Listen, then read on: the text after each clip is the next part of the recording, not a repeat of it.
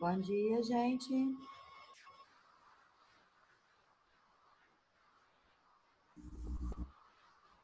Bom dia, galera.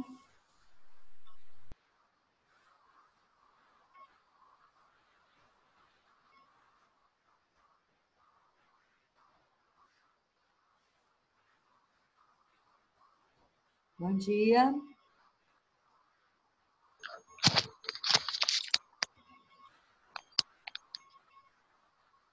Bom dia, Neide. Bom dia, tudo bem? Sim, Oi, Neide. Bom dia. Bom dia, como estão vocês?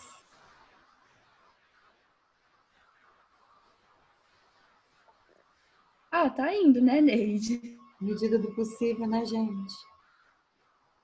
Bom não está, mas é o que temos.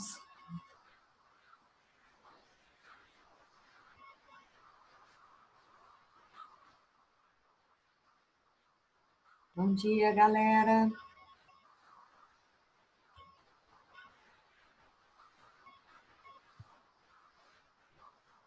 Bom dia. Bom dia.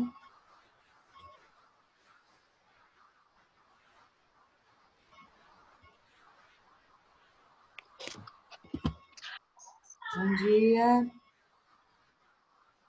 Oi, Neide, bom dia. Bom dia, tudo bem?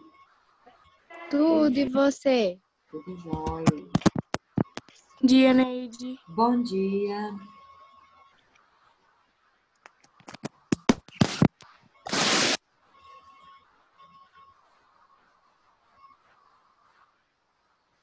Bom dia, galera. Bom dia. Bom dia.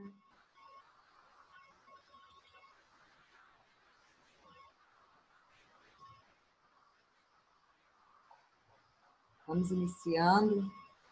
À medida que o pessoal for chegando, eu vou admitindo. Qualquer coisa, vocês me deem um toque. O Zoom está apresentando alguns... Bom dia. Bom dia. Oi, Neide, bom dia. Bom dia.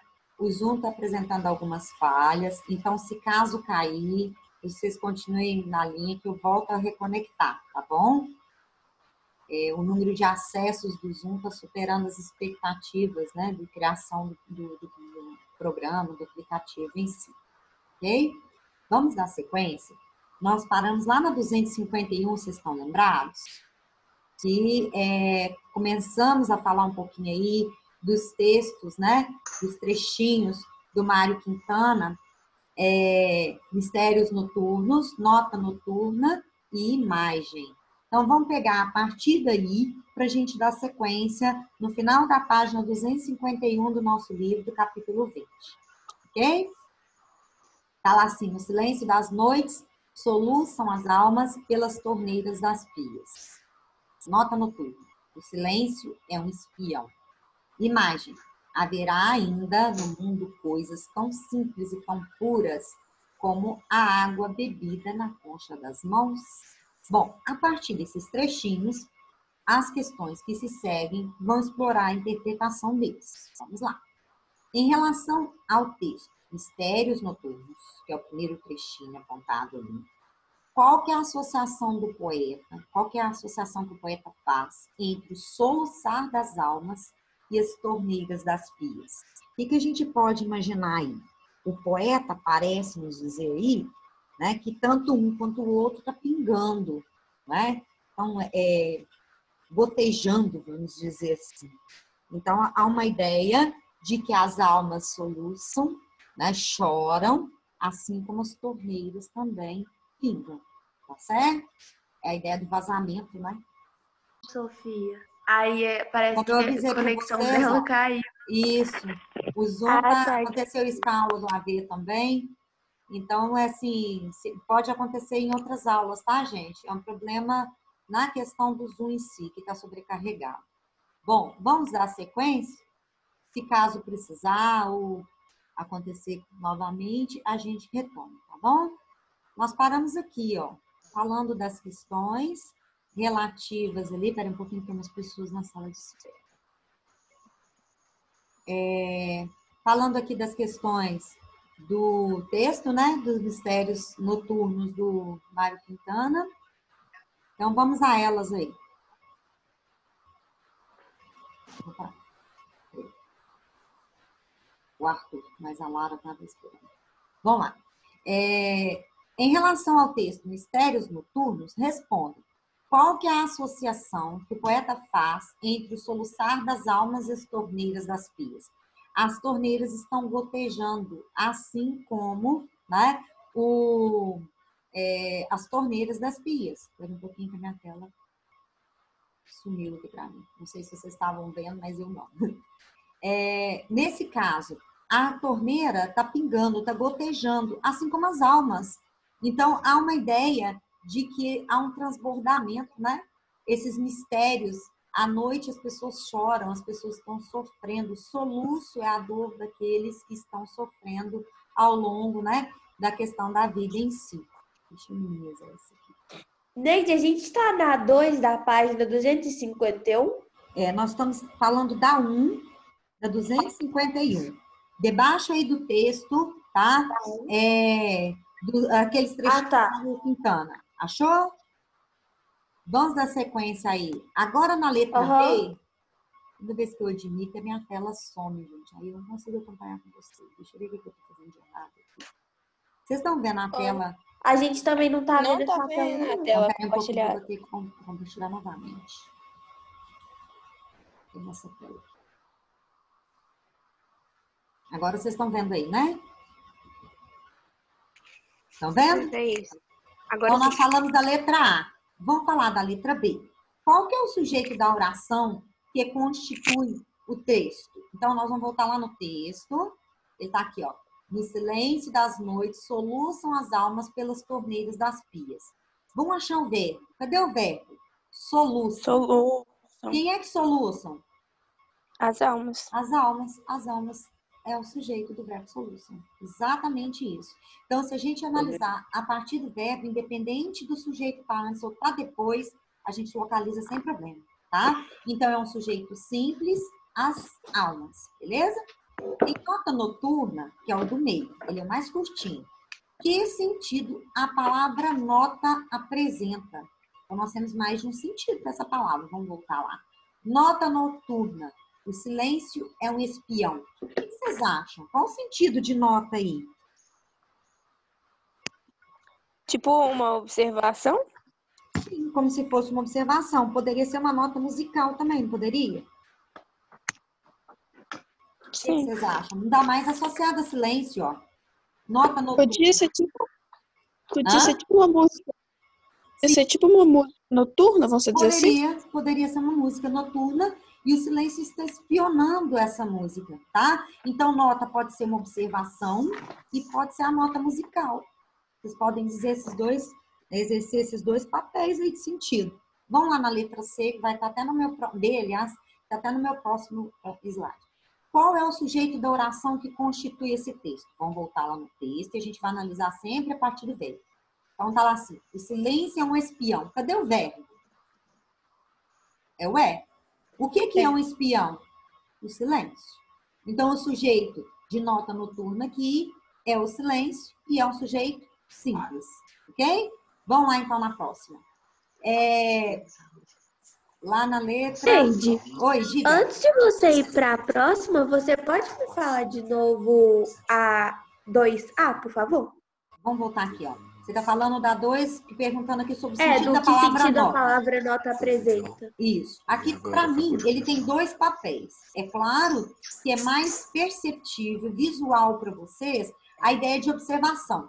Nota noturna. Eu estou fazendo observação durante a noite. O silêncio é um espião.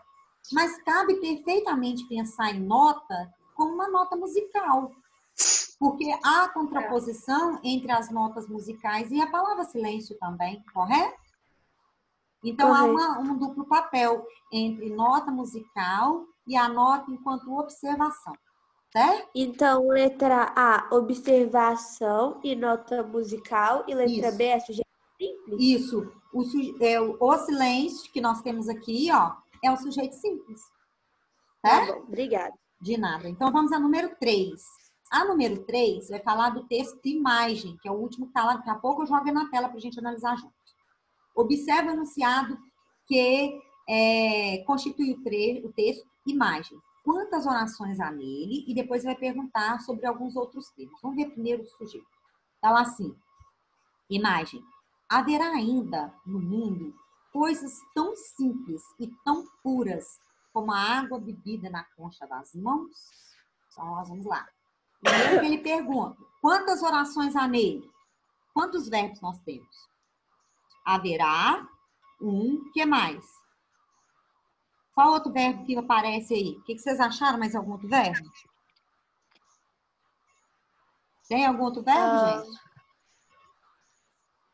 Água, bebida na concha das mãos. Aqui, na verdade, gente, vocês vão ver isso mais no M2, tá? Eu tenho uma oração reduzida, assim, ó, como a água que a bebida na concha das mãos. Mas a gente tem aqui duas orações, basicamente, tá? Ele está mostrando uma oração comum aqui, e depois ele faz uma comparação entre uma coisa e outra. Coisas tão simples e tão puras como a água bebida na concha das mãos, tá? Então, há duas orações aí. Uma muito fácil de ser percebida pelo verbo haver e a outra bem escondidinha aí pela flexão aqui nesse caso, né? Do verbo no particípio. Vamos lá. Vamos ver a 3b. O termo coisas, cuidado com a palavra coisas nos textos de vocês, gente. Evitem essa palavra. Porque coisa pode significar tanta coisa, né? É situação, é tempo, é uma coisa abstrata, é uma coisa concreta. Então, como pode variar muito, é interessante que a gente coloque ou insira nos nossos textos as palavras mais dentro daquilo que a gente quer deixar evidente. Então, o termo coisas, tão simples e tão puras, é sujeito ou objeto do verbo haver? E aí, gente? Nós vamos voltar lá no texto e eu quero que vocês analisem comigo. Verbo haver. Haverá ainda no mundo coisas tão lindas e tão simples, aliás, tão simples e tão puras como a água bebida na concha das mãos? O que vocês me dizem? Sujeito ou objeto? E por quê? Essa daí dá muita dúvida, porque nós temos aí claramente um verbo haver. E o que acontece quando o verbo haver? Ele é sujeito? Hã? É sujeito? Não, ele é objeto. Eu acho que é objeto. É Porque, objeto. tipo assim, haverá ainda no mundo coisas tão simples. Coisas é uma coisa que vai haver. Tipo assim, é algo que vai haver. Exato, Luísa. E tem um detalhe importante aí nesse haverá aqui pra gente. Toda vez que meu verbo haver significar existir, eu tenho que lembrar que eu configuro o quê? Uma oração sem sujeito, tá? Então, nesse caso da número 3, que nós estamos analisando aqui, 3b, o sujeito do verbo haver é o quê? Inexistente. E coisas tão simples e tão puras é objeto direto. Beleza? Por quê? Porque o verbo haver, toda vez que significar existir ou acontecer, configura oração sem sujeito. Diga. Pode falar. Aqui, o que você falou mesmo? Acabou de repetir, mas quando eu te perguntei eu não ouvi. Toda vez que o verbo... Haver, você que está falou aqui no imagens, né? O haverá ainda no mundo coisas tão simples e tão puras como a água bebida na concha das mãos. Esse haverá aqui não é existir? Existirá? Existirão coisas? Então, esse haver, toda vez que o verbo haver significar existir ou acontecer, ele vai configurar oração sem sujeito, ou sujeito inexistente. E toda vez que ele for, né, ou apresentar o sujeito inexistente, é o que a Luísa disse aí, ele vai apresentar um objeto. Coisas tão simples e tão puras é o que está havendo, está completando o verbo haver, ok? Então, nesse caso, 3b, coisas tão simples e tão puras, que está aqui, é objeto direto, e eu quero que vocês coloquem observação aí nessa b. Vai dizer aí que o verbo haver é igual a existir, põe igual mesmo, fazendo esqueminha, e coloca assim, oração sem sujeito. É uma maneira de a gente frisar e analisar as orações sem sujeito, ok?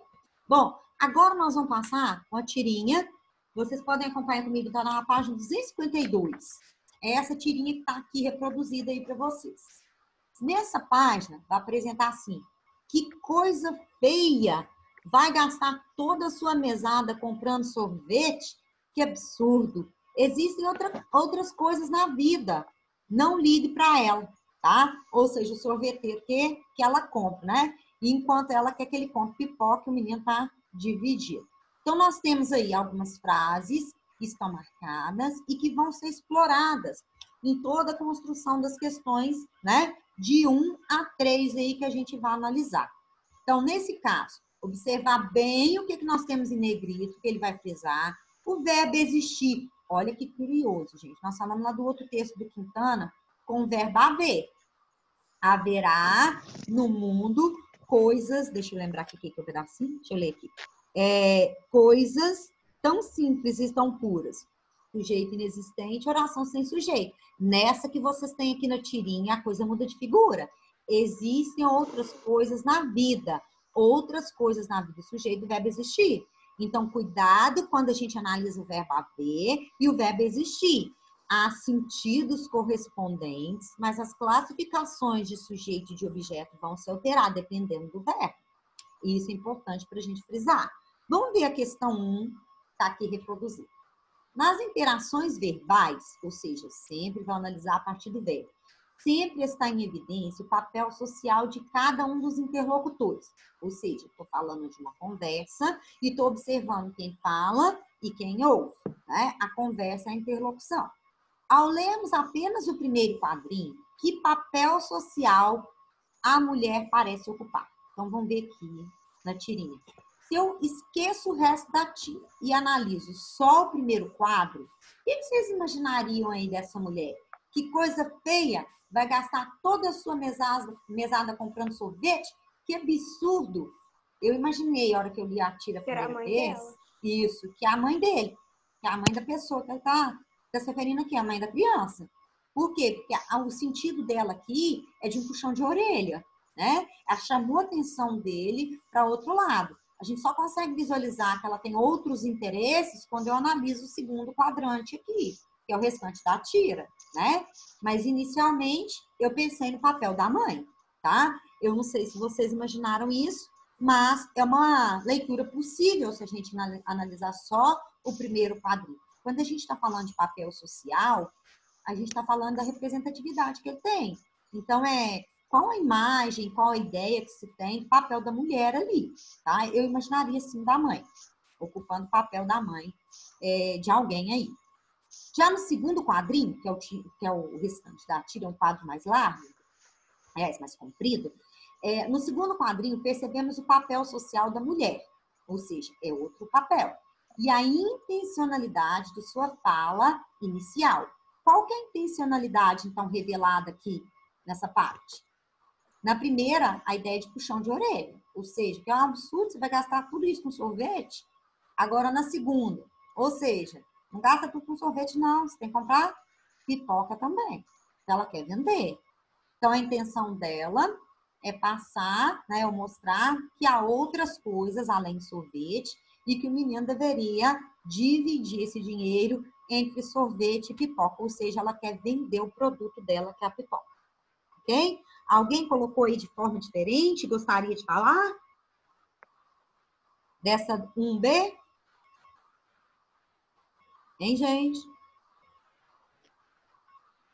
Vocês estão me ouvindo? Não, essa é tranquila, eu acho. Tá? Então, beleza. Vamos passar para 2. O papel social dela modificado foi percebido tranquilamente, né? No segundo quadrinho, a personagem diz, é exatamente o que eu falei lá, mostrando para vocês as diferenças entre o verbo existir e o verbo haver. A personagem diz, existem outras coisas na vida. Qual que é o sujeito dessa oração? Observe que o verbo está no plural e pense o seguinte, o que existem? O que vocês vão responder? Outras coisas. Então, o sujeito é simples. Mas não é. Isso, aí muito parecida com a outra frase do texto lá do Quintana, tá vendo? E não é uma oração sem sujeito. Com o verbo existir, o verbo é intransitivo e tem sujeito.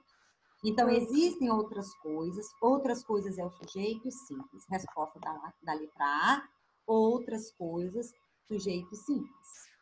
Letra B, como ficaria essa frase se substituíssemos a forma verbal existem pela forma correspondente no verbo haver. Como é que ficaria a frase? Existe e não está no presente? Como é que é o verbo haver no presente? Ah, Há outras coisas na vida. Então, cuidado, não posso flexionar o verbo haver, porque o verbo haver não tem sujeito, mas o existir, eu tenho obrigação de flexionar. Por quê? Porque o existir é intransitivo e tem sujeito. Então, cuidado com a relação entre existir e haver. Diga. O na vida seria predicativo do sujeito? Não, na vida aqui é adjunta adverbial de lugar. Outras obrigada. coisas na vida, tá vendo? Ele faz aí só te indica onde eu devo pensar em outras coisas, ou devo perceber que outras coisas existem, tá? Então, notem que a resposta da letra B, A com H, então eu tenho que lembrar isso porque eu sou igualzinho, né, com A comum. Então, eu vou escrever A, outras coisas na vida, tá? Resposta da letra B. Não se flexiona o verbo haver. Nesse caso, o sujeito continuaria sendo simples? Justifique sua resposta. Aí eu quero que vocês pensem comigo.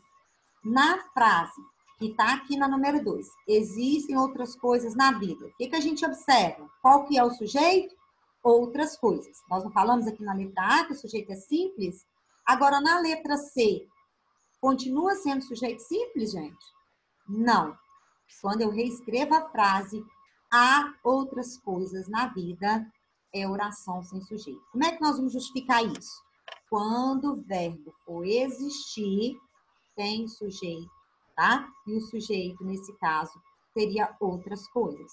Quando eu reescrevo a frase com o verbo haver, o sujeito é inexistente, certo? E outras coisas passam a ser objeto direto. Resposta da letra C. Alguma dúvida? Podemos prosseguir na 3? Repete essa frase de novo. Olha, ficou o seguinte, neste caso, o sujeito continuaria sendo simples. Notem que na letra B está pedindo para vocês aqui reescreverem a frase com o verbo haver. Então, ficou como? Há outras coisas na vida, certo? Aí perguntou. Eu tô falando da sua explicação. Isso, lá na C. Então, eu vou justificar. Eu tenho duas frases para analisar. Existem outras coisas na vida e há outras coisas na vida, correto? Então, o que eu vou observar? Que não existem outras coisas da vida, outras coisas é sujeito, correto? Certo? Nós não tínhamos analisado isso? Na de baixo, quando eu reescrevi, há outras coisas na vida, o outras coisas é objeto direto. Por quê? Porque quando o verbo haver significa existir, a oração é sem sujeito. O sujeito é inexistente. Então, vocês vão responder na letra C. Quando eu altero o verbo haver, né? Eu utilizo na frase o verbo haver, eu construo uma frase com sujeito inexistente ou sem sujeito. Diga. É porque eu respondi assim, não, na primeira frase, outras coisas na vida tem papel de sujeito e na segunda tem papel de objeto. Perfeito. Pode ser? Pode ser. Vocês podem justificar também, tá, gente? Quem preferir, justificar com a questão do verbo, tá? Você, como você tem as duas reescritas aí, Luísa, você utilizou a explicação correta. Você pode, inclusive, deixar na letra B lá 1 e 2 e justificar na letra C. Problema nenhum. Se fosse uma questão de prova, estaria correto. O que eu posso justificar? Quando o verbo for existir, ele tem sujeito, e quando for o verbo haver, ele vai configurar sujeito inexistente ou sem sujeito. Beleza? Vamos lá na 3? Classifica o sujeito da frase dita pelo sorveteiro. Então, nós vamos voltar lá na tirinha. Qual que é a frase do sorveteiro? Não ligue para ela. E aí? Qual que é o sujeito que aparece aí na frase do sorveteiro? O que vocês classificaram? Digam aí o que vocês colocaram. Que tipo de sujeito aparece aí? Implícito, indeterminado, sem sujeito, qual que é? Será que ele é indeterminado?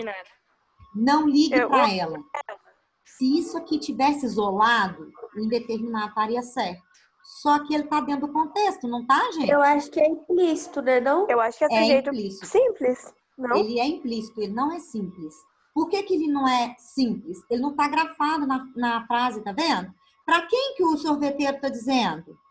Pro menino, não é? Pra ela. Para ele, nesse caso aqui, ó. Ele está dizendo pro menino não ligar para ela, correto? Então, eu faço a inserção, gente, que há um sujeito, o contexto mostra para mim qual é o sujeito, mas ele não vem escrito. Isso configura o que nós chamamos de sujeito oculto e que os gramáticos estão frisando muito como sujeito implícito, tá? O sujeito, nesse caso, é ele, que é o menino, tá? E tá implícito. O ligue aqui, ó. Quem é que não deve ligar? O menino. Beleza? Então, esse aqui também, muitas vezes, pode vir isolado. Se vier isolado, seria indeterminado mesmo. Mas aí tá dentro da tirinha, tá dentro do contexto. E eu tenho que analisar a tirinha que apresenta para mim as interpretações possíveis. Beleza? Vamos a 4? 4. As orações a seguir não apresentam o sujeito do predicado. Há uma locução verbal constituída de verbo auxiliar. Sempre que falar em locução verbal, a gente tem que lembrar que são 2 ou mais verbos exercendo o papel de um só. Então, nesse caso, verbo auxiliar mais verbo principal. Reescreva, transformando a locução verbal em um único verbo, tá? Notem, gente, que ao fazer essa transcrição, a gente muda um pouquinho do sentido da frase. Quando a gente está escrevendo, que a gente utiliza uma locução verbal, eu dou um sentido diferente do que quando eu uso um verbo sozinho, que é o chamado tempo simples. Então, tá lá assim, deve haver pregos e parafusos nessa gaveta, tá? Há pregos e parafusos nessa gaveta. Olha o tom de dúvida que a gente tem aqui e o tom de certeza que eu tenho na de baixo. Então, não é o mesmo papel, mas há uma relação de significação que se aproxima, tá? São correspondentes, mas quando a gente analisa o papel semântico, o significado, eu tenho aí papéis um pouquinho diferentes. Então, vamos lá. Letra A. Ande logo. Pode haver idosos e gestantes na fila. Como é que ficou a frase de vocês? Há idosos e gestantes na fila. Gestantes na fila. Ande logo. Nesse caso, pode haver, vai ter o mesmo papel, vai ficar o quê? Há idosos e gestantes na fila. Vai ficar o mesmo A que está aqui. Tem que ter o ande logo, Neide? O ideal que está pedindo é para vocês reescreverem, né? Quando pedir para Sim, reescrever... eu só tô perguntando porque, tipo assim, no exemplo deve haver pregos e parafusos nessa gaveta. Aí meio que ele retira o deve, né? Sim, você vai tirar o pode. Mas o ande logo, você tem que manter. Tá, entendi. Vai sempre tirar o auxiliar mesmo, Luísa. Mas eu vou manter, por exemplo, ao restante da estrutura. Aí, no caso, no caderno de vocês, marca o pedacinho e você substitui aí. Não tem necessidade de reescrever tudo. Mas se fosse, por exemplo, pedindo para vocês fazerem a reescrita da frase inteira, eu teria que fazer isso, que é o que está pedindo aqui, tá bom? Então, mantendo o que está pedindo, coloquem tudo. Nesse caso, então, ficou ande logo, há igual está aqui, só que minúsculo, há idosos e gestantes na fila. Letra B, deve fazer uns 4 anos que não tiro férias. Como é que ficou? Faz uns 4 anos. Faz. Lembrar, gente, que o faz, igual o verbo haver, vai também configurar a oração sem sujeito. Então, eu vou fazer uma inserção aí do verbo fazer no singular. Eu não posso flexionar o verbo, porque oração sem sujeito não vai permitir essa flexão do verbo. Então, vai ficar o quê? Faz, no singular, uns 4 anos que não tiro férias. Sempre o verbo principal que vai ser mantido. Diga. Neide, eu não poderia colocar tem, não, né? Não, nesse caso, ele está pedindo, tá vendo? Olha, reescreva as frases transformando a locução em um único verbo. Se você vai transformar a locução, Yara, você tem que partir do verbo principal. O verbo principal, ele que determina a regência, que determina a concordância, que determina o sentido.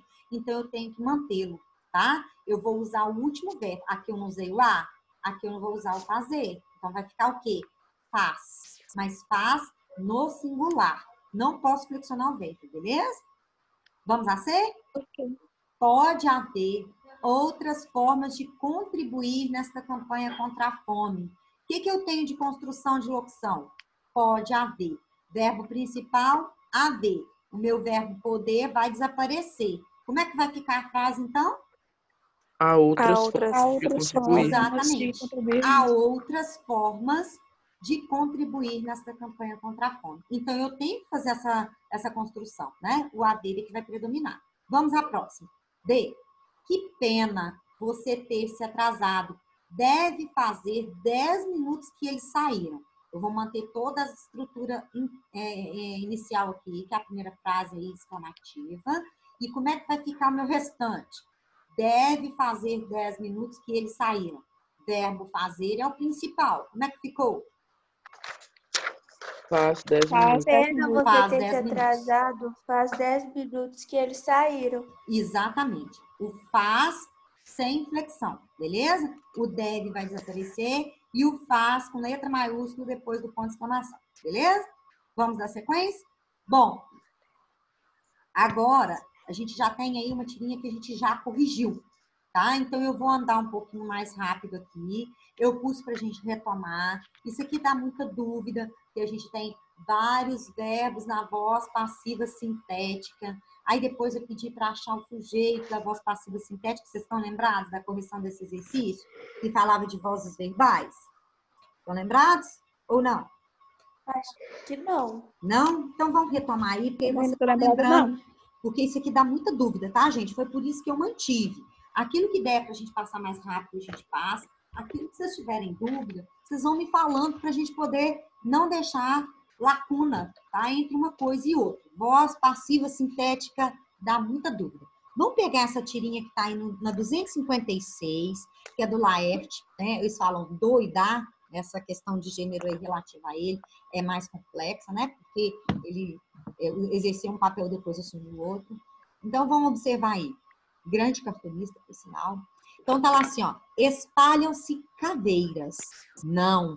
Empilham-se caveiras. Ou melhor, empalham-se cadeiras. Encilham-se carneiros. É isso. Ou entulham-se... Deixa eu ver se é entulho mesmo. Entulham-se torneiras. Oftalmologistas, cirurgia de catarata, ou entopem-se morteiros. Morteiros mesmo? Acho que é. Bom, observem, gente, que como a letra também é espremidinha, a gente acha que a palavra é tudo muito igual, tá? Então, é muito fácil da gente trocar uma pela outra. Ele tem vários verbos, todos os verbos acompanhados do pronome se, vocês observem aí, tá? Então, olha, empalham-se, empilham-se, empalham-se de novo, depois ele tem encilham, entulham e depois o entopem, todos com si. E a palavra subsequente, que está no plural igual ao verbo, vai ser o sujeito, que é o que ele vai perguntar para frente aí. Então, vou analisar as questões, precisando eu jogo na tela de novo, tá? Que eu acho que até ajuda a gente a visualizar. Identifica o sujeito das orações que aparecem no primeiro, no segundo, no quarto, no sexto, no sétimo e no último quadrinho. O que ele quer que vocês façam? Que vocês olhem para esses verbos aqui, ó, que estão no plural e acompanhados da partícula apassivadora se. O que é isso? É o se quando constitui a chamada voz passiva sintética, tá? Então, nós temos lá. Qual que é o sujeito do primeiro? Empalham-se cadeiras. Caveiras, melhor dizer. Caveiras são empalhadas. Então, caveiras é sujeito. Segundo quadrinho. Empilham-se caveiras. Caveiras é sujeito, empilha. Diga. Mas aí, tipo assim, espalham as caveiras. Quem que espalha? Exato. Quando a gente tem a voz passiva sintética... Aí aquela voz que, tipo, não é recíproca não, né, Neide? É passiva... Não. Ela é passiva. O sujeito está recebendo. O sujeito não ia ser, ela é passiva sintética ou analítica? Sintética. Você tem que pensar na passiva analítica para achar o sujeito, porque senão a gente vai achar que isso aqui é objeto. É muito fácil. Aquele trem que você ensinou pra gente ano passado, né? De, Isso. tipo, transformar. E que quando a gente vê nesse tipo de construção aqui, a gente troca, acha que isso aqui é objeto. Muito fácil pensar que isso aqui é um objeto, não é? Por quê? Porque você tem um verbo que é transitivo direto. Quem empalha, empalha alguma coisa. certo? Então, é muito fácil a gente trocar um pelo outro. Por isso que o livro didático de vocês, ele faz essa inserção aqui e aprofunda um pouquinho. Matéria que a gente viu ano passado, com um grau maior de profundidade. Então, nesse caso, pense nessa primeira frase aqui, vamos pegar o primeiro quadrinho e vamos analisar ele na voz passiva, sintética e analítica. A sintética que eu tenho aqui, empalham-se cadeiras. Verbo acompanhado de si. Cadeiras ali é sujeito ou objeto? O que eu vou observar? Eu vou observar na voz passiva analítica. Como é que eu passaria isso aqui para a voz passiva analítica? Cadeiras são empalhadas. Se eu posso ler desse jeito, cadeiras não seria o meu sujeito? Não seria o sujeito paciente, que é aquele que está recebendo a ação verbal? Seria. Então, cadeiras é o sujeito também. A voz é passiva sintética. Certo? Por isso, gente, que o meu verbo está no plural. Por quê? Porque caveiras também está no plural. Se eu colocasse só caveira, empalha-se, teria que ficar no singular. Certo? Mesma coisa para o quadrinho 2, que eu tenho lá assim, não, empilham-se caveiras. Caveiras são empilhadas. Então, eu tenho caveiras de novo como sujeito do meu verbo aqui. Tá? Eu tenho que passar para a analítica para visualizar a sintética, senão a gente tem dificuldade de percebê-la. Vamos ver na outra. Ou melhor, empalham-se cadeiras. Aí, o que eu vou ler? Ou melhor, cadeiras são empalhadas. Então, nesse caso, as cadeiras é que estão exercendo o papel que eu tenho aqui, né, de ser empalhada.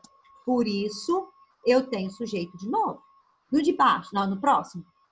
Encilham-se carneiros. Então, carneiros... Neide, o Gui tá perguntando no chat o que é encilham. Encilhar é tosquiar. Tirar É o o pelo. quê? Tirar o pelo. Tá. Certo? Então, na verdade, o papel aí é como se fosse tosquiar. É a mesma ideia, né? Encilham-se carneiros. Ok? Então, nesse caso, gente, nosso tempo está bem no finalzinho. Se caso acontecer de cortar como o Zoom corta, eu dou sequência com vocês aqui. Ah, mas você já corrigiu essa parte. Eu quero que vocês observem, que vocês tirem as dúvidas, analise a partir das imagens, porque isso aqui dá muita dúvida. Então, vão tentar sanar as dúvidas para a hora que colocar isso no contexto, vocês não terem dúvida nenhuma, tá? Se caso interromper, boas aulas para vocês e a gente dá sequência. Eu vou dar a sequência nos últimos quadrinhos aqui dessa tira e depois a gente pausa e dá sequência na correção a partir daqui, tá bom? Nós temos aula amanhã, então a gente vai fazer isso. Tem um podcast que eu quero postar para vocês, mas eu vou postá-lo semana que vem, beleza? Então, tá lá assim. Ou entulham-se torneiras. O que eu tenho aqui? Torneiras são entulhadas. Torneiras é sujeito, certo? A outra que eu tenho aí. Entopem-se morteiros. Morteiros são entupidos. Então, todas elas vão exercer papel de sujeito. Caveiras, caveiras, cadeiras, carneiros, torneiras, morteiros. Beleza? Bom, vamos à questão B. Indique a voz dos verbos dessas orações. Já falamos sobre isso. Todas elas estão na voz passiva o quê? Passiva o quê? Sintética. Sintética. Então, voz passiva sintética. Aí vai pedir para vocês reescreverem orações. Eu fiz isso com vocês na fala já. Reescreva as orações, colocando os verbos na voz